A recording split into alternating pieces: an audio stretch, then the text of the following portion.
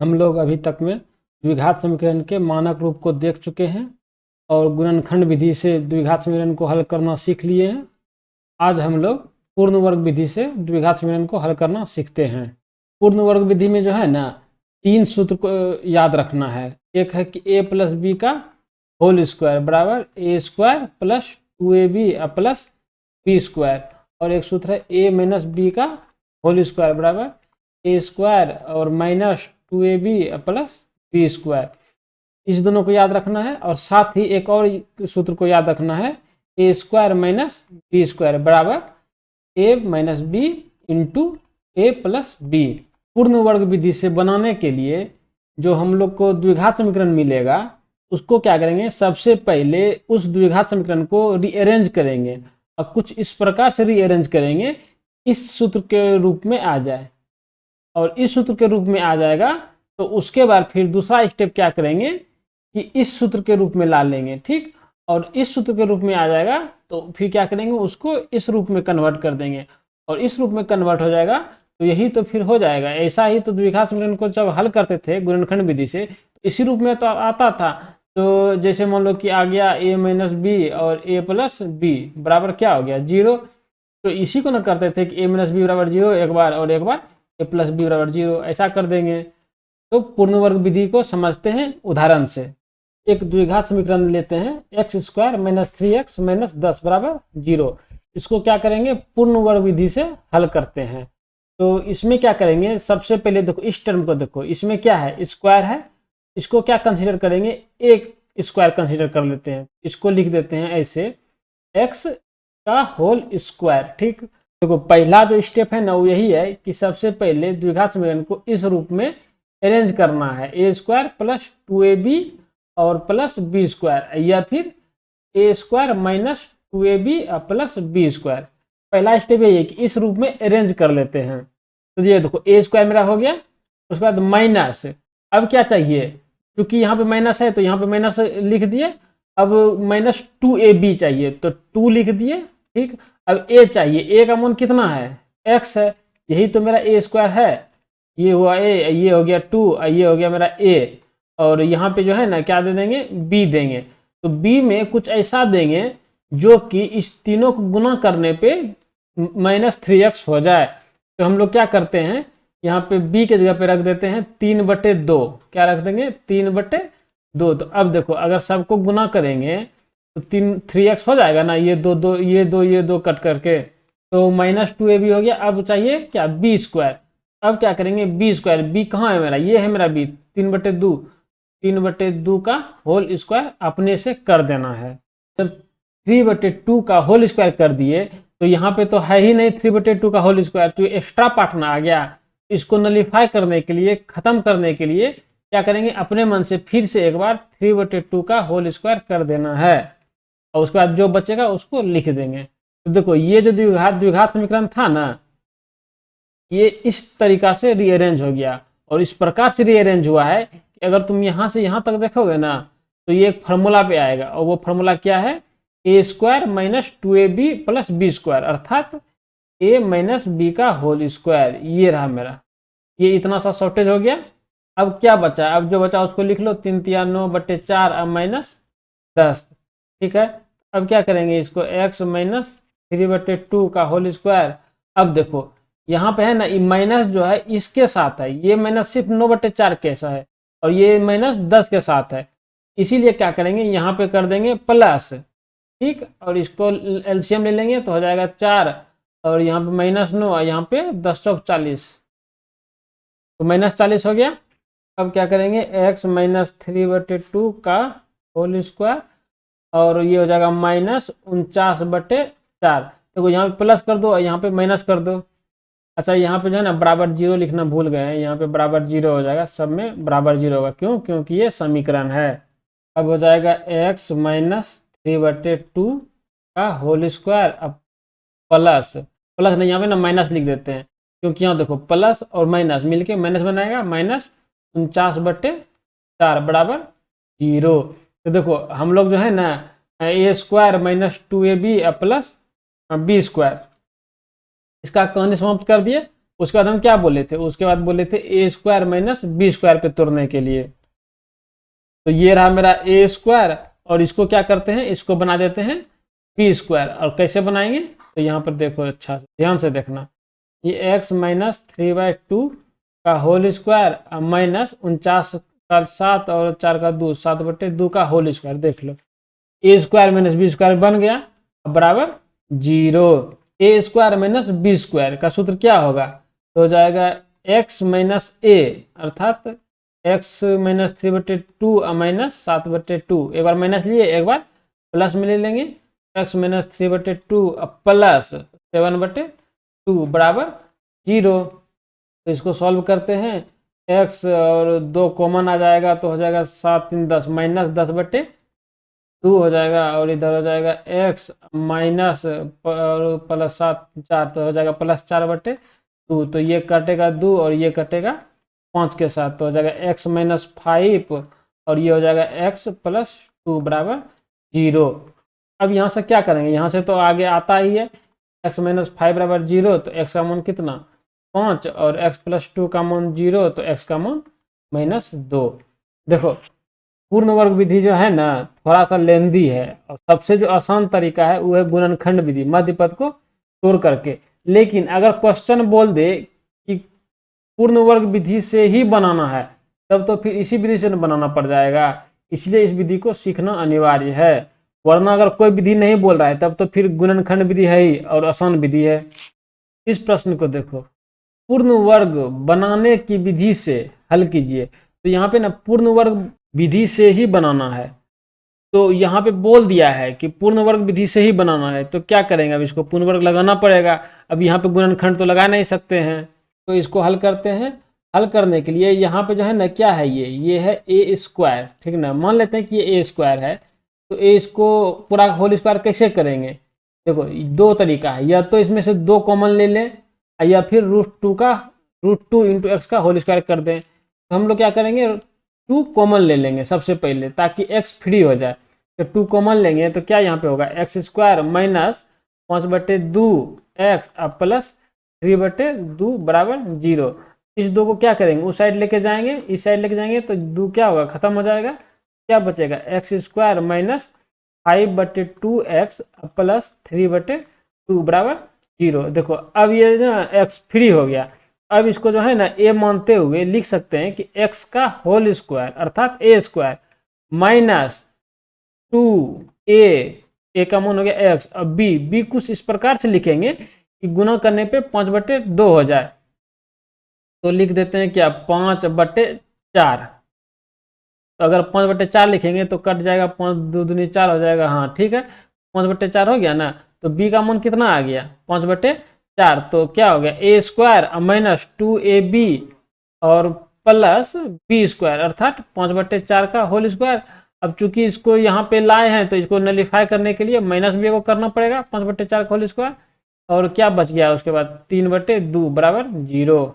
तो यहाँ पे हम देख रहे हैं कि यहाँ से लेके यहाँ तक एक फॉर्मूला पे आ गया, A square minus 2ab plus B square. तो ये हो जाएगा ए माइनस बी 5/4 का होल स्क्वायर।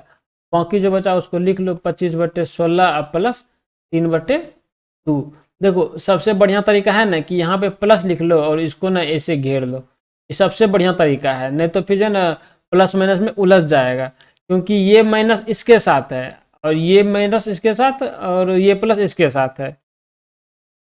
तो आगे करते हैं, एक्स माइनस 5/4 का होल स्क्वायर प्लस लघुत्तम क्या आएगा, 16 और 2 का लघुत्तम 16, ये हो जाएगा -25 प्लस 2 8 16 और 8 तिया 24। अच्छा, बराबर 0 करना भूल गए हैं, यहाँ पे बराबर 0, यहाँ पे बराबर 0।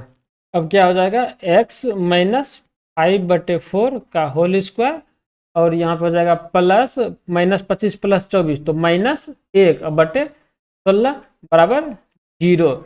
अब क्या करेंगे, जब इसको ए मान लेते हैं अगर, तो ये ए स्क्वायर, तो इसको क्या कर देंगे, इसको बी स्क्वायर कर देंगे, ये माइनस यहाँ हो ही जाएगा, तो ए स्क्वायर माइनस बी स्क्वायर पे ये बन जाएगा। तो इसको कर देते हैं एक्स माइनस 5/4 का होल स्क्वायर माइनस 1/4 का होल स्क्वायर बराबर 0।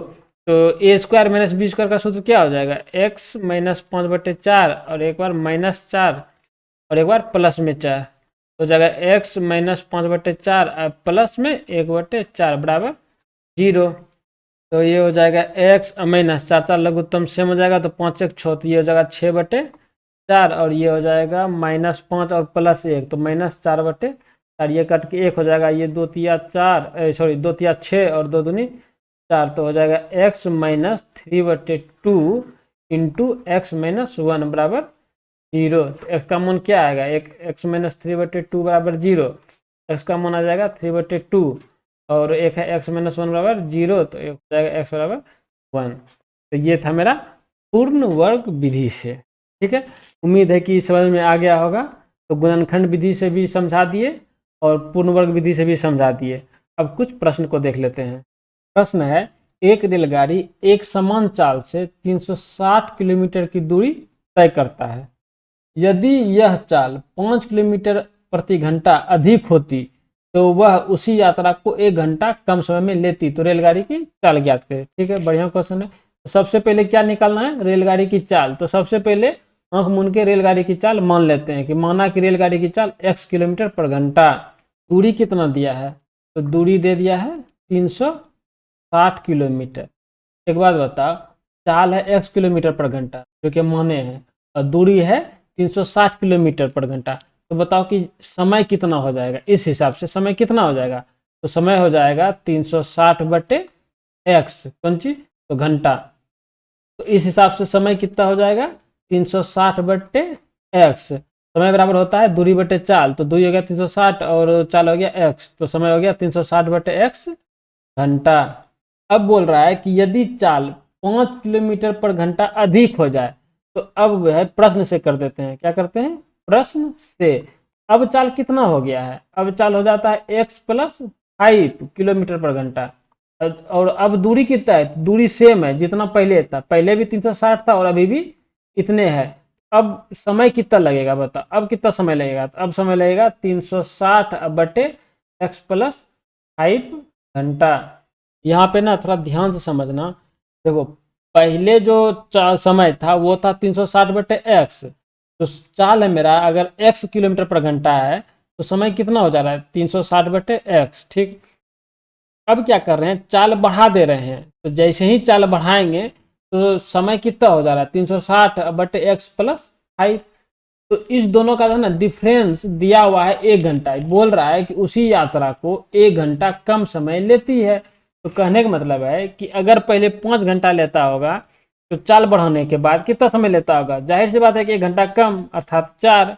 या फिर ऐसे समझो कि अगर पहले 8 घंटा लेता था तो चाल बढ़ाने से कितना समय लेगा, तो 1 घंटा कम अर्थात 7। तो कहने का मतलब है कि इतना घटाओ इतना बराबर 1। तो यहाँ पे लिख लो 360x घटाओ 360x + 5 बराबर 0। नहीं 0 नहीं 1 होगा, 1 घंटा लगता है, दोनों में क्या लगता है 1 घंटा लगता है। अब इसको क्या करेंगे, अब इसको हल करना पड़ेगा।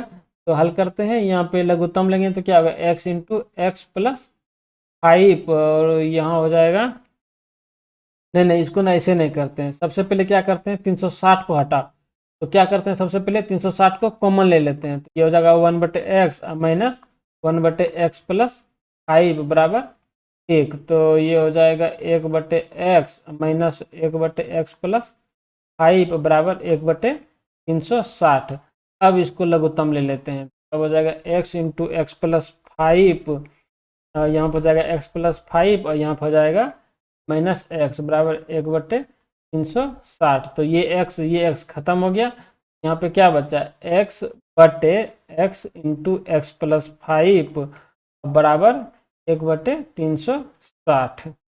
तो यहाँ हो जाएगा, देखो ये जो है ना ये x नहीं, यहाँ पे 5 बचेगा, यहाँ पे क्या बचेगा 5। तो ये इसके साथ गुना हो जाएगा और ये इसके साथ गुना हो जाएगा, तो यहाँ हो जाएगा x × x + 5 बराबर 360 × 5। तो ये गुना हो जाएगा x² + 5x बराबर 360 × 5 हो जाएगा 1800, और 1800 की साइड लेके जाएंगे तो हो जाएगा x² + 5x माइनस 1800 बराबर 0। अब इसको क्या करेंगे, या तो पूर्ण वर्ग विधि से बना लो या तो गुणनखंड विधि से बना लो। जो आसान लगे उससे बना लो। तो इसको क्या करेंगे हम लोग, गुणनखंड विधि से बनाएंगे। गुणनखंड विधि से कैसे बनेगा, पहले इसका मध्य पद देखो, मध्य पद कितना है 5x, ठीक है, यहाँ पे 5x दे दिए, और प्रथम पद और अंतिम पद को गुना करेंगे तो हो जाएगा -1800x। तो 1800 को क्या कर दो, फैक्टर निकाल लो। तो 2 9 18, 900, फिर 2 से कटा तो 45, फिर 2 से 2 दूनी 4 और 2 पंचे, नहीं नहीं 2 दूनी 4, 2 दूनी 4, 2 पंचे 10, ठीक है। फिर 2 से नहीं, फिर 5 से, पाँचों के 20, अब और हो जाएगा 5 25, अब फिर 5 9 45, ठीक है। तो इसको तोड़ो तो कैसे हो जाएगा, कम करते हैं इसको, ऐसे ले लो, ये रहा 45 और ये रहा 2 दूनी 4, दूनी 8, पंचे 40, 40 और 45 में 5 का अंतर है, ठीक है। ये हो गया 40 और 5 का बनता है। यहाँ पे 40 -40x और +45x, तो जोड़ने पे हो जाएगा 5x और गुना करने पे 1800, ठीक है, टूट गया। ये हो जाएगा x² और -40x +45x -1800 बराबर 0। तो यहाँ पर हो जाएगा x कॉमन, x -40 +45 कॉमन आएगा यहाँ पे, तो x -40 बराबर 0। तो हो जाएगा x -40 और हो जाएगा x +45 बराबर 0। तो यहाँ पे एक बार x -40 बराबर 0 करेंगे और एक बार x +45 बराबर 0 करेंगे। देखो x +45 बराबर 0 ये होगा ही नहीं, क्योंकि चाल पूछ रहा है, चाल कभी माइनस में थोड़े आ सकता है, उल्टा कैसे जो होगा, माइनस में आएगा ही नहीं चाल, ये होगा नहीं। तो क्या होगा, ये होगा x बराबर 40 किलोमीटर पर घंटा, यही हो गया। अगला प्रश्न है, दो वर्गों के क्षेत्रफलों का योग 468 मीटर स्क्वायर है, ठीक है, दो वर्ग है, ऐसे मान लो कि यहाँ पे दो वर्ग है, ठीक ना, और दोनों के क्षेत्रफल का जोड़ है 468। यदि उनके परिमापों का अंतर 24 हो, यदि उसके परिमापों का अंतर 24 हो, तो दोनों वर्गों की भुजाएं ज्ञात करें। तो दोनों वर्ग का भुजाएं कैसे निकालेंगे, या तो मानना पड़ेगा कि एक वर्ग का भुजा x और एक का वर्ग का भुजा y। तो क्या करो, यहाँ पे मान लेते हैं कि माना दोनों वर्गों के भुजा क्रमशः x और y। यहाँ पे दो वर्ग मान लिए, एक वर्ग की भुजा x और एक वर्ग की भुजा y। तो बोल रहा है कि दोनों का क्षेत्रफल का जोड़ 468 है, तो इसका क्षेत्रफल कितना हो जाएगा, तो हो जाएगा x² और इसका क्षेत्रफल कितना हो जाएगा, ये हो जाएगा y²। और अगर दोनों को जोड़ देंगे तो क्या हो जाएगा 468, ठीक है। ये रहा मेरा एक समीकरण। और देखो दूसरा समीकरण यहाँ है, उनके परिमापों का अंतर, इसका परिमाप कितना हो जाएगा 4x और इसका परिमाप कितना हो जाएगा 4y, और अगर ये दोनों को घटा देंगे तो हो जाएगा 24। ये रहेगा मेरा दूसरा समीकरण, और इसी दोनों समीकरण से हल करके दोनों का भुजा निकालते हैं। तो यहाँ पे हम डायरेक्ट प्रश्न से लिख देते हैं, क्योंकि क्वेश्चन को समझा दिए हैं इसलिए हम डायरेक्ट कर रहे हैं। प्रश्न से क्या है, दोनों वर्गों के क्षेत्रफलों का योग, तो दोनों वर्गों के क्षेत्रफल क्या होगा, एक का भुजा x है तो x², एक का y है तो y² बराबर 468। ये हो गया मेरा समीकरण फर्स्ट, ठीक। और है कि यदि उनके परिमापों का अंतर 24, तो परिमाप, तो पहला का परिमाप कितना 4x और दूसरा का परिमाप 4y बराबर 24, ये हुआ समीकरण 2। इसको समीकरण 2 अभी नहीं मानते, इसको थोड़ा हल कर लेते हैं, ठीक ना। यहाँ पे जो 4 कॉमन आएगा तो ये हो जाएगा x - y बराबर 24, तो हो जाएगा x - y बराबर 24/4, और कट के हो जाएगा 6। तो x बराबर क्या हो जाएगा, x बराबर नहीं, यहाँ पे y बराबर निकालते हैं, जैसे ऐसे लिख समझो कि x - y बराबर 6 है, ठीक ना। तो y बराबर क्या हो जाएगा, तो y बराबर हो जाएगा x - 6। देखो y को इधर लेके गए और 6 को इधर लेके गए, तो क्या होगा y बराबर x - 6। ये रहा मेरा समीकरण 2। अब क्या करेंगे, समीकरण 2 में जो y का मान है ना, उसको उठा करके समीकरण फर्स्ट में पुट कर देते हैं। y का मान समीकरण 1 में रखने पर, तो y का मान रखते हैं समीकरण 1 में, x² प्लस y का मान हो गया x - 6 का होल स्क्वायर बराबर 468। ये हो जाएगा x² प्लस x² प्लस 36 -6 दूनी 12x बराबर 468। तो x² और x² मिलके बन जाएगा 2x² और ये हो जाएगा यहाँ पे 12x और ये हो जाएगा 36 और 468 को इस साइड लेके आएंगे तो -468 बराबर 0। तो यहाँ पर हो जाएगा 2x² माइनस 12x, 36 घटाओ 468 कितना हो जाएगा -432, ये हो जाएगा -432 बराबर 0। अब इस समीकरण में देखो कि यहाँ भी 2 है, यहाँ भी 2 है और यहाँ भी 2 का गुणक है, तो क्या हो जाएगा 2 कॉमन ले लेते हैं, हो जाएगा x² माइनस 6x माइनस 2 दूनी 4 और 2 1 2 2 6 12 216 बराबर 0। 2 को उस साइड लेके जाएंगे तो हो जाएगा x² माइनस 6x माइनस 216 बराबर 0। तो अब देखो मध्य पद कितना है -6x है और प्रथम पद और अंतिम पद हो गया -216x², तो 216 का पकड़ दो फैक्टर, 3 से कटेगा तो 3 7 21, 3 दूनी 6 और ये हो जाएगा कितना 2 से 2 तिया 6 और 2 छक्के 12, ये हो जाएगा फिर 2 से 18, ये हो जाएगा 2 से 9 और ये हो जाएगा 3, तो हो जाएगा क्या 3 दूनी 6 दूनी 12 और 2 तिया 6 6 तिया 18, ये हो गया 12, ये हो गया 18, 12 6 18, हाँ हो गया 12 और 6 का कॉम्बिनेशन मिलेगा, यहाँ पे हो जाएगा 12 और ये हो जाएगा -18, ठीक। तो तोड़ दो इसको, x² अब plus 12x minus 18x minus 216 बराबर 0। तो x कॉमन लेंगे तो क्या हो जाएगा x प्लस 12 और यहाँ पे -18 कॉमन लेंगे तो x प्लस 12 बराबर 0। तो हो जाएगा x प्लस 12 और ये हो जाएगा x माइनस 18 बराबर 0। तो x का मान क्या आएगा, या तो -12 आएगा या तो x का मान 18 आएगा। और क्वेश्चन बोल क्या रहा है कि वर्ग का भुजा, तो वर्ग का भुजा माइनस में थोड़े होता है, तो इसको नहीं लेंगे, किसको लेंगे x बराबर 18 को लेंगे। x का मान कितना आ गया 18, एक वर्ग का भुजा 18, तो दूसरा वर्ग का भुजा कितना, तो y बराबर 18 माइनस 6, नहीं देखो y का मान क्या आया था x माइनस 6 आया था, x का मान कितना है 18 और ये -6, तो ये हो जाएगा 12, ये 12 मीटर ये 18 मीटर, यही हो गया मेरा आंसर। अगला प्रश्न है, एक आयताकार खेत का विकर्ण उसकी छोटी भुजा से 60 मीटर अधिक लंबा है, ठीक ना। तो सबसे पहले एक आयताकार खेत बना लेते हैं कि ये रहा मेरा एक खेत जो कि आयताकार का है, सबसे लंबी भुजा कितना लंबाई l और सबसे छोटी भुजा चौड़ाई अर्थात b, और इसका विकर्ण कहाँ पे होगा, ये रहा मेरा विकर्ण, मान लो कि इसको हम विकर्ण माने, मान लो कि ये h है, ठीक ना।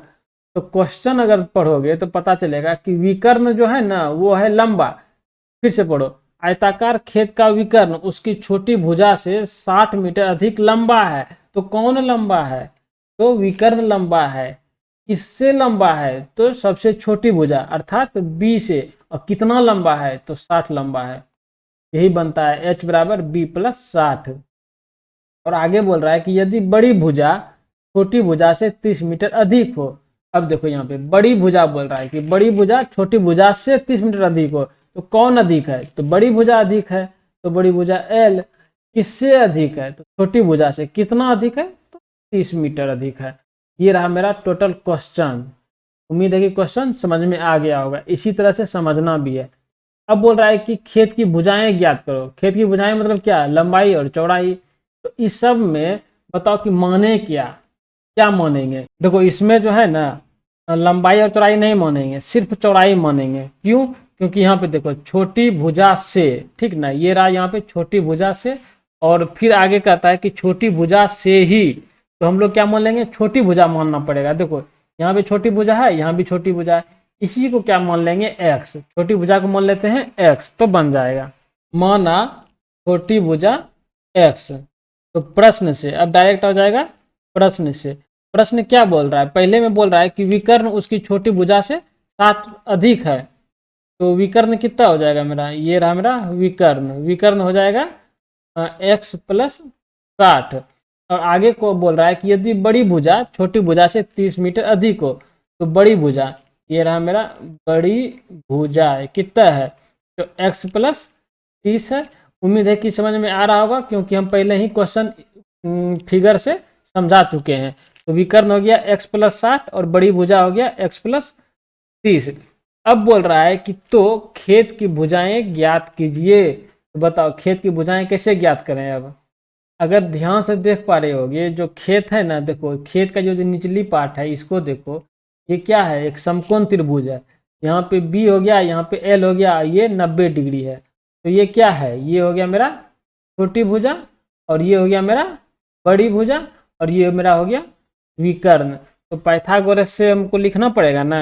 यहाँ पे लिखते हैं कि हम जानते हैं बड़ी भुजा का होल स्क्वायर प्लस छोटी भुजा का होल स्क्वायर बराबर विकर्ण का स्क्वायर हो गया। और या फिर यहाँ पे ये भी लिख सकते हो कि पाइथागोरस थ्योरम से बड़ी भुजा का स्क्वायर प्लस छोटी भुजा का स्क्वायर बराबर विकर्ण स्क्वायर। तो बात एक ही पड़ेगा। अब क्या करेंगे, यहाँ पे सबका मान धर देंगे। तो बड़ी भुजा कितना है, x प्लस 30 का होल स्क्वायर प्लस छोटी भुजा है x का होल स्क्वायर, और विकर्ण है x प्लस 60 का होल स्क्वायर। अब इसको सॉल्व करते हैं। सबसे पहले क्या करेंगे, इसको तोड़ेंगे a प्लस बी के होल स्क्वायर पे। तो ये हो जाएगा एक्स स्क्वायर प्लस 30 का स्क्वायर, मतलब 3 तिया 9, 900 अब प्लस 30 दूनी 60 एक्स, ये प्लस ये हो जाएगा एक्स स्क्वायर बराबर ये हो जाएगा एक्स स्क्वायर प्लस 6 के 36, मतलब 3600 अब प्लस 6 दूनी 12, 120 एक्स। अब क्या करेंगे, इस वाला को जो है ना सबको इस साइड लेके आ जा। तो हो जाएगा x square plus 900 plus 60 x plus x square, ठीक। और इतना सा पार्ट को इस साइड लेके जाएंगे तो ये हो जाएगा माइनस एक्स स्क्वायर, ये माइनस 3600 और ये माइनस 120 एक्स बराबर 0। अब इसमें ये एक्स स्क्वायर खत्म हो गया, क्या बचा यहाँ पे एक्स स्क्वायर बचा। एक्स का टर्म कहाँ, यहाँ पे देखो 60 एक्स है, यहाँ पे माइनस 120 है, तो ये हो जाएगा माइनस 60 एक्स। यहाँ पे है 900 और यहाँ पर है 3600, तो ये हो जाएगा माइनस 2700 बराबर 0। अब इसको हल करते हैं मध्यपद तोड़ के। तो मध्यपद कितना है, माइनस 60 एक्स, और अगर प्रथम पद और अंतिम पद को देखते हैं तो हो जाता है माइनस 2700 एक्स स्क्वायर। तो 2700 का क्या करते हैं, पहले फैक्टर सीधे 10 से कटा देते हैं, तो ये हो जाएगा 270, फिर 10 से कटाए तो ये हो गया 27, फिर 3 से कटाते हैं 9, और फिर 3 से कटाए, ठीक ना। तो 3 तिया 9, 9 तिया 27 और 10 दाई 100, तो 100 और 27 तो नहीं होगा, ये नहीं होगा, दूसरा खोजना पड़ेगा। तो यहाँ पे 10 तिया 30, ठीक ना, और 10 तिया 30 और 30 तिया 90, तो 30 और 90 60, हाँ ठीक है, ये हो जाएगा। तो ये एक तरफ लेंगे माइनस 90 एक्स और एक तरफ लेना होगा प्लस 30 एक्स। तो मध्यपद टूट गया, एक्स स्क्वायर माइनस 90 एक्स और प्लस 30 एक्स और माइनस 2700 बराबर 0। तो ये हो जाएगा एक्स कॉमन, एक्स माइनस 90, और यहाँ पे 30 कॉमन लेंगे तो हो जाएगा एक्स माइनस 90 बराबर 0। तो ये हो जाएगा एक्स माइनस 90 और एक बार हो जाएगा एक्स प्लस 30 बराबर 0। तो यहाँ पे एक बार एक्स माइनस 90 बराबर 0 करेंगे तो हो जाएगा क्या, एक्स का मान 90, और एक बार एक्स प्लस 30 बराबर 0 करेंगे तो हो जाएगा एक्स बराबर माइनस 30। तो माइनस 30 तो लेना नहीं है, इसलिए इसको डज नॉट 0 कर देंगे। एक्स का मान क्या हो जाएगा 90। तो बोल रहा है कि खेत की भुजाएं, भुजाएं मतलब लंबाई चौड़ाई, छोटी भुजा और बड़ी भुजा दोनों। तो ये हो क्या हो जाएगा, ये हो जाएगा छोटी भुजा। तो छोटी भुजा क्या होगा, बराबर एक्स बराबर 90 मीटर। अच्छा बड़ी भुजा क्या होगा, तो बड़ी भुजा बराबर क्या था, एक्स प्लस 30, क्या था यहाँ पे देखो 30 मीटर अधिक था ना बड़ी भुजा छोटी भुजा से, तो एक्स प्लस 30, तो एक्स का मान कितना 90 और इधर हो गया 30 बराबर 120 मीटर। यही हो गया मेरा आंसर। आज के लिए इतना ही बस। अगर वीडियो अच्छा लगे तो लाइक करो, अगर नहीं हो तो सब्सक्राइब करो। धन्यवाद।